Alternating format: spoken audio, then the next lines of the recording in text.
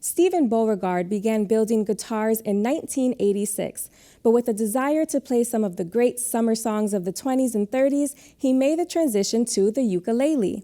He brought one along on a family camping trip and played it around the campfire, and after a husband and wife offered to buy it from him on the spot, he made his first sale. Fast forward several years later, and the Snowshoe Ukulele Company was born. Producer Dave Fraser brings us the story. In his unassuming workshop in Chicopee, Massachusetts, Stephen Beauregard bends and shapes wood and incorporates creative inlays to make ukuleles. It was a request to make one for the wife of a friend that first led him down this path of being what he calls an accidental luthier. She loved it. She's like in her 60s and she finally found the gift of music, and I had something to do with that, so that was pretty cool. One thing led to another, and before he knew it, Beauregard had assembled a collection of woodworking tools in his basement, and with his dog Josie at his side, he formed the Snowshoe Ukulele Company. We had a bumper crop of rabbits running around the yard that year, so I was like, how about a snowshoe? So snowshoe hair, and then my daughter drew up the logo, and I was like, this is perfect. This is what I want. I wasn't planning on building ukuleles, but it's all I want to do. It takes about 3 months to complete a ukulele, according to Beauregard, and he makes them in 3 sizes: baritone, tenor, and soprano. Thankfully, they're little instruments. I'm not building stand-up basses, so I don't need a huge headroom or big, huge tables. I work out. I built my first ukulele on my ski tuning bench.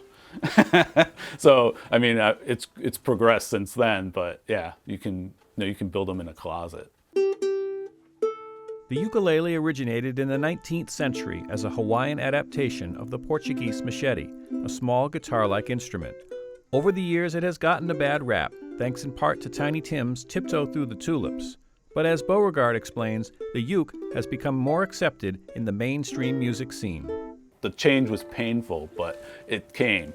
Now, when I take the ukulele camping, it's, hey, do you know Eddie Vedder songs? Because, no, Pearl Jam guy. And it's like, thank God. Because, I mean, Tiny Tim was a great musician.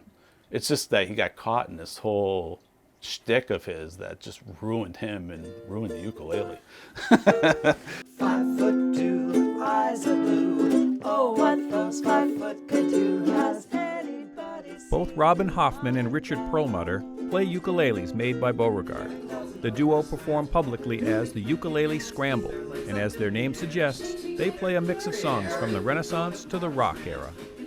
We like a lot of different kinds of music. We both love classical music and pop music and rock music and all sorts of things. We use our ukuleles as sort of a license to mess with stuff.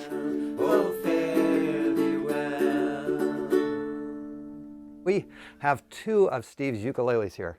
Robin just was presented with hers. This is my brand new custom concert. And this is actually a baritone ukulele that Steve made a number of years ago as a prototype. I think it was the first baritone he ever made.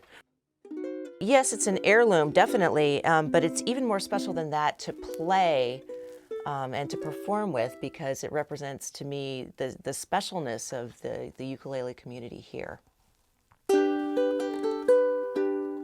So what started for Beauregard as a desire to make some ukuleles for himself to play has turned into a business that requires countless hours spent in his workshop building and less time playing. But he says he's okay with that. I had plans to build a 4-string tenor, a 5-string tenor, a 6-string tenor, a baritone. I build all the time now. I play a little bit. My New Year's resolution is to play, but I just build all the time. I think building is more of a passion for me now than actual playing is, but I still love to play.